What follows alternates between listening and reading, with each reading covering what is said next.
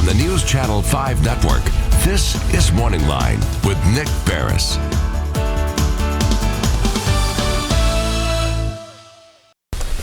Good morning, everyone. Thanks for joining us on MorningLine. Nick Beres here with you on a Wednesday. We've got a good show on tap for you. We're going to open up the phone lines and invite you to join in the conversation. We're going to talk about guns, and we're going to talk about legislation. We're going to talk as well about some of the shootings, and yes, there has been another mass shooting. You know about what happened in Virginia Beach, and tragically these things occur, and it always brings up the topic. And when we talk about this, there's a lot of folks with strong opinions about it.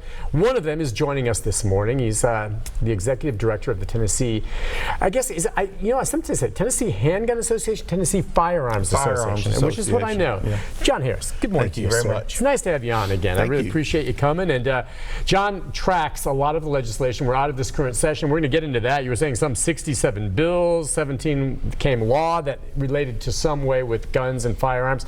But I thought, just because it's been in the news, I wanted to ask you, I know you, like everyone else, hates to see these types of things happen, and what happened in Virginia Beach most recently. And, we're learning more about the shooter and the details, and the governor there now is calling for taking a look at the issue. And your thoughts on, this shooter ended up having a silencer and some high-capacity magazines, and the question about should there be some limits placed on that type of thing after the fact.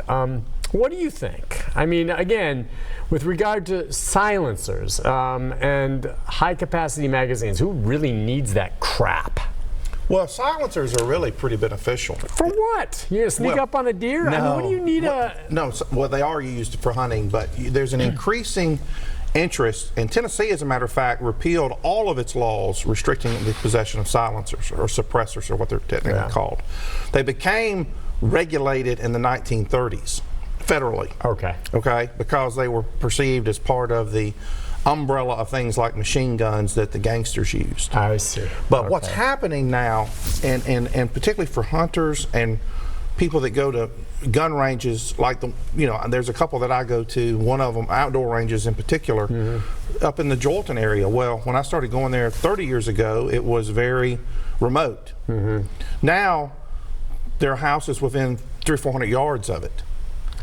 And so a silencer, if you shoot with that, diminishes the noise that would bother the neighbors. It does. There's actually a case on its way to the Supreme Court that makes the argument that for military veterans and people with PTSD, it's actually a medical aid.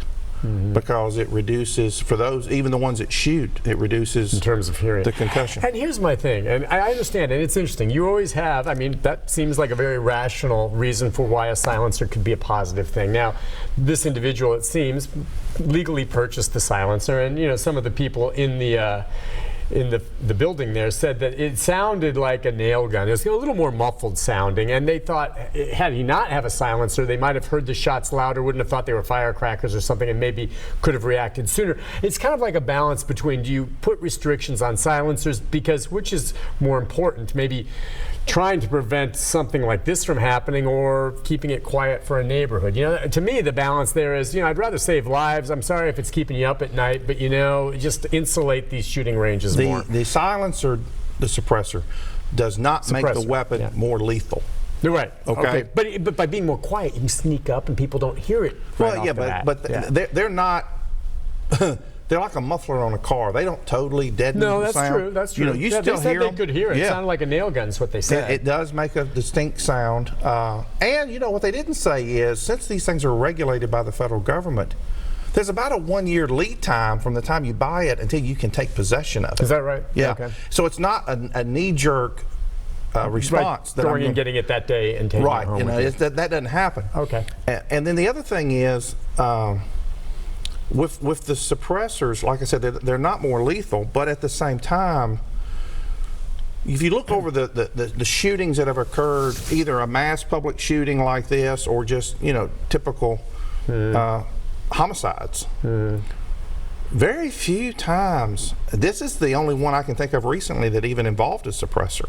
Yeah, I can't think of one recently either. That one kind of surprised me when I heard that. And so the big question is it was used just like a high cap mag was used, and a high capacity magazine is a misnomer, because for the particular kind of handguns, it could have been as little as a 7 round magazine by default. But then you have Glocks like the police carry and the FBI now carries that come default with 17 and 19 round magazines.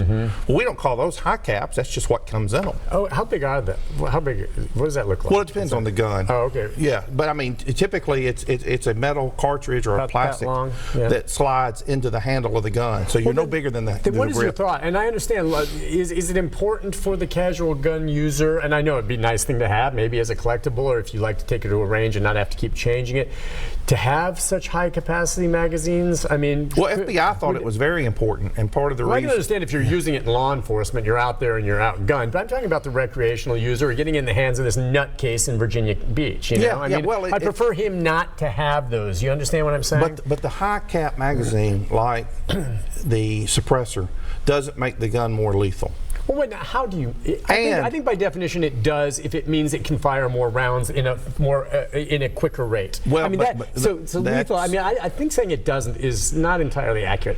If you have more rounds in there, that means you don't have to change. It makes it more lethal. Okay, come on. It will fire the capacity of rounds that it carries. But like I said, a high cap. So if you have more and you don't have to change, that makes it a little more lethal. A high cap could be 2 additional rounds in a 1911. Okay. It could be as many as 15 rounds in a Glock. Okay, depending on what you stick in it.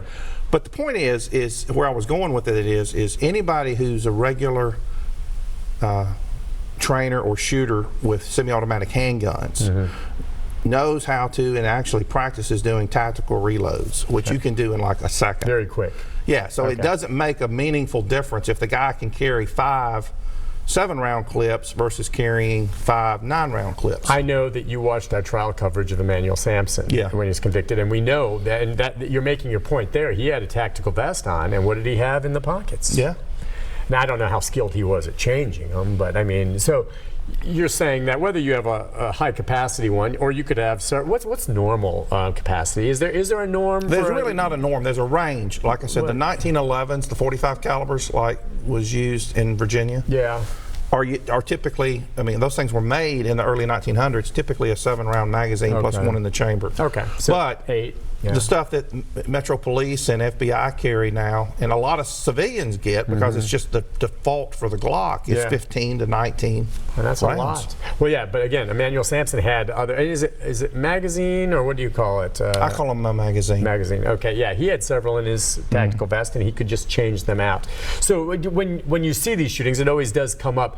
So what is your view then in terms of how you evaluate this? We saw what happened in New Zealand. Yeah. Now, I was going to ask you about that. Sweeping gun laws outlawing military-style weapons literally went into effect, like basically less than a month after those 50 people were killed. Now, that was a horrible massacre, like these all are. And New Zealand took steps real quick to ban military-style weapons. Now, we'll see. I don't know. It's not going to make a difference. And that's the sort of the thing with what the response has been to this shooting, here just recently, is all of a sudden the government officials are calling for, let's do something more. But there are also stories out that say, the kinds of laws they're talking about, and we've seen some of these proposed in Tennessee, none of them are going to make a difference, none of them are going to stop it.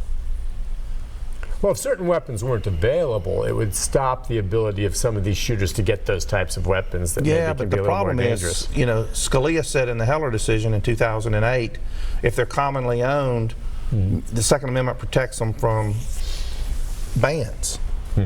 And a lot of the guns that we think of as civilians shouldn't own them, or some people think, like the AR-15. Okay. They're not even military grade weapons. The military won't use those things because they're not lethal enough.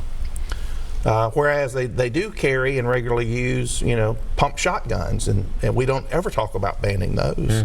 Yeah. Well, I guess the question is, and mental health and keeping the guns out of the hands of people That's that the bigger have issue. them is the big issue. I mean, certainly almost every single one of these shooters. Yeah. Screw loose. There's something wrong somewhere for them to do what they did. And that's where the fix has to be focused, because fiddle-dicking around trying to do something that low information people have as ideas of, well, if he didn't have a suppressor, they wouldn't have been killed. Well, no, they would have probably...